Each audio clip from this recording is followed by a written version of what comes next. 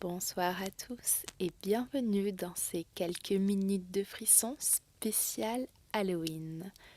Il est temps de tirer vos rideaux et vous blottir confortablement dans votre lit pour écouter dans les meilleures conditions possibles ces 3 histoires de babysitter.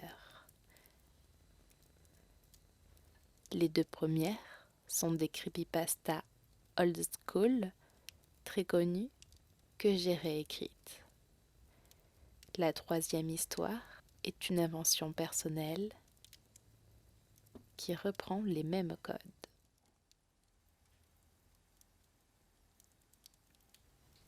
Le premier récit s'intitule La statue. L'histoire se déroule dans les années 2000, dans le Minnesota.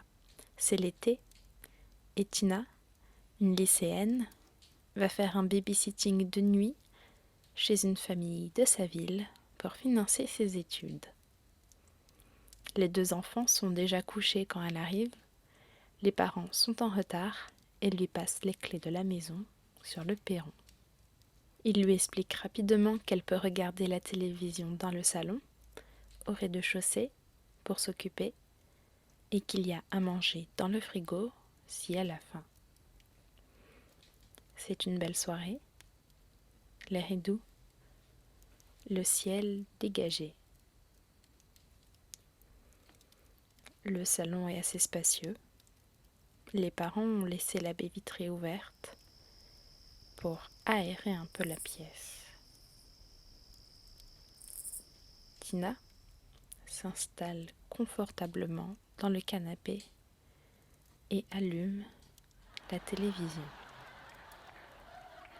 À côté de celle-ci, il y a une statue de clown grandeur nature qui dénote avec la décoration très sobre de la pièce.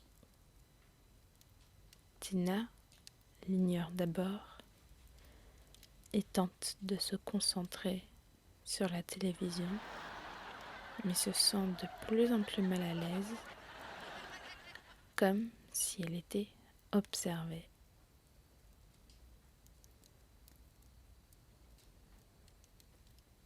Au bout d'un moment, elle décide d'appeler les parents pour leur demander si elle peut déplacer un peu la statue. C'est le père qui décroche. Quand elle lui explique la situation, il lui ordonne d'aller chercher immédiatement les enfants, de sortir de la maison et d'aller se réfugier chez les voisins. Tina est interloquée et demande pourquoi est-ce qu'elle doit agir comme ça. Le père lui répond alors: il n'y a jamais eu de statue de clown dans la maison. La 2e histoire de la soirée s'appelle Pourquoi ne viens-tu pas voir les enfants?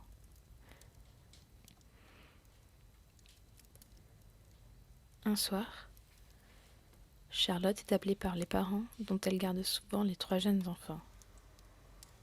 L'aîné a 7 ans, son Benjamin 5 et le cadet 3 ans. Comme à leur habitude, ils accueillent leur babysitter avec joie. Ils ont déjà pris leur bain. Elle leur prépare des pâtes avec du jambon, les fait manger, brosser les dents et les couche dans leur chambre à l'étage.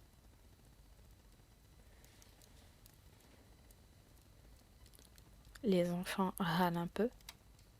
Le cadet pleure parce qu'il veut voir ses parents et le Benjamin redemande une histoire, mais ils finissent tous par s'endormir paisiblement.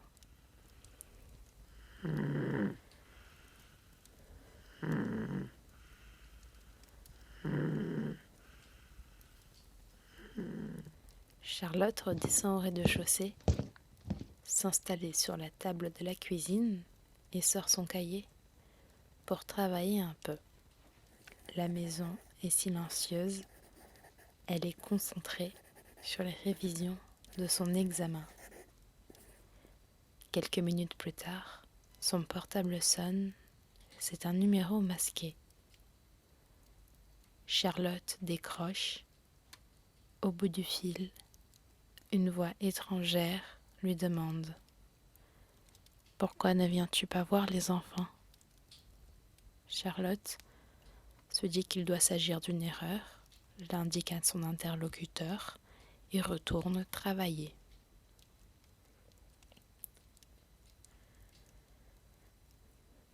Elle vient à peine de se rasseoir lorsque la sonnerie se fait à nouveau entendre. C'est toujours le même numéro masqué. Charlotte décroche à nouveau et entend : « Pourquoi ne viens-tu pas voir les enfants ? » Elle pense cette fois à une mauvaise blague d'un de ses amis et s'énerve, tandis que la personne au bout du fil reste silencieuse.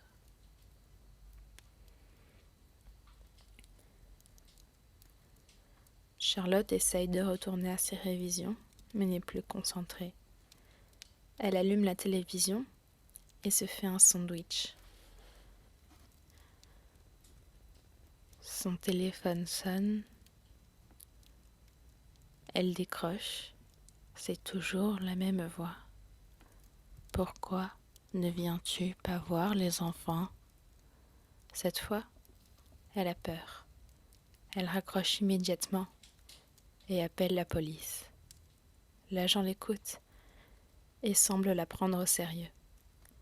Il la rappelle quelques minutes plus tard pour lui ordonner de quitter la maison sans les enfants et d'aller se réfugier en lieu sûr. L'appel provenait du premier étage de la maison. Le lendemain, on retrouva les enfants égorgés dans leur lit.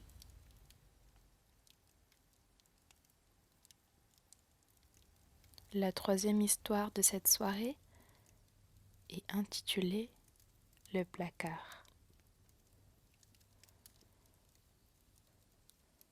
Justin est un lycéen plutôt gentil et serviable. Il est apprécié dans son établissement et a une petite amie, Sophia, mais est aussi resté très proche de sa famille. Il vit avec son père, Roland, sa belle-mère, Sylvie, et sa petite sœur de 6 ans, Iris. Iris était une petite fille joyeuse et turbulente, mais, depuis quelques jours, elle commence à se renfermer sur elle-même. Pour le père de Justin, il n'y a aucun doute. Cela est lié au décès de la mère de Sylvie. Pourtant, Iris n'a jamais connu sa grand-mère, Sylvie ne lui adressant plus la parole suite à un conflit familial survenu il y a une dizaine d'années. Le jour où Roland et Sylvie décident de partir un week-end en amoureux, Justin propose spontanément de garder Iris. La première journée se passe à merveille. Justin amène Iris en ville. Ils vont au cinéma, voir un dessin animé que la petite fille adore. Ils se promènent ensuite sur les bords du fleuve qui traverse la ville, puis rentrent à la maison. Justin envoie Iris jouer dans sa chambre, mais la petite fille refuse et veut rester dans le salon. Justin accepte, ça ne le dérange pas. Le soir, Sophia vient à la maison. Iris insiste pour dormir avec eux, mais Justin refuse, cette fois, catégoriquement. Iris fait une véritable crise de larmes. Sophia prévient Justin. Ce n'est pas un comportement normal, même pour une petite fille capricieuse. Elle semble bouleversée. Le jeune couple amène Iris se coucher, l'aborde, lui raconte une histoire et lui demande ce qui ne va pas. Iris explique que c'est à cause du monstre dans le placard, celui qui la regarde quand elle dort. Justin lui explique qu'il n'y a pas de monstre dans le placard. Et il va même vérifier. Iris s'endort paisiblement. Justin et Sophia regagnent leur chambre. Justin décide d'ouvrir la bouteille de vin qu'il avait cachée dans un coin, spécialement pour cette soirée en amoureux, sans les parents. Il regarde dans son tiroir, sous le lit, derrière son fauteuil, mais la bouteille reste introuvable. Justin propose alors de descendre à la cave pour chipper une des bouteilles de son père. Il traverse la maison, plongé dans la pénombre. Cette fois n'est pas coutume. Il n'est pas très à l'aise.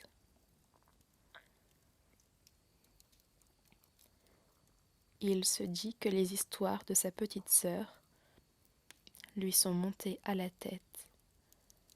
Il choisit à la hâte un vin blanc et regagne sa chambre en vitesse.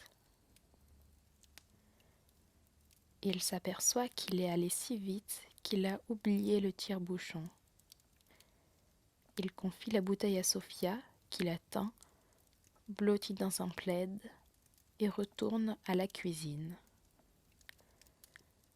La lumière pâle de la lune dessine beaucoup trop d'ombre sur les murs. Un léger vent souffle dehors, la noirceur semble vouloir lui dire quelque chose. Justin attrape le tire-bouchon et retourne en courant dans la chambre. Sophia rigole en le voyant arriver. Il a un peu honte de sa frayeur, quand soudain, un cri strident retentit dans la nuit. C'est Iris. Les adolescents prennent le temps de cacher la bouteille sous le lit et vont retrouver la petite fille. Elle est à nouveau en larmes. Elle assure que le monsieur était là, dans la pièce. Émue par la détresse de la fillette, Sophia propose de rester avec elle le temps qu'elle s'endorme. Justin va boire un peu d'eau dans la salle de bain et regagne une nouvelle fois sa chambre. Il s'assoit sur son lit, un peu frustré par la tournure que prend ce qui devait être une formidable soirée romantique.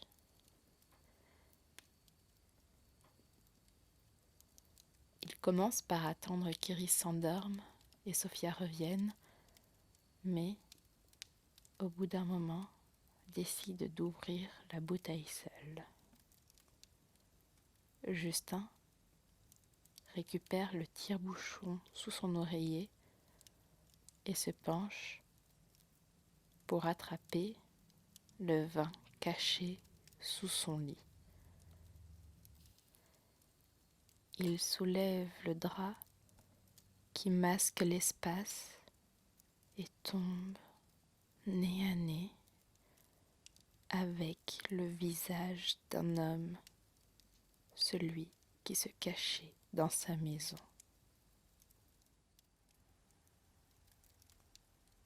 Il ne me reste plus qu'à vous souhaiter une excellente nuit d'Halloween, mais surtout, avant de fermer l'œil, n'oubliez pas de regarder sous votre lit, parce qu'on n'est jamais à l'abri d'une mauvaise surprise.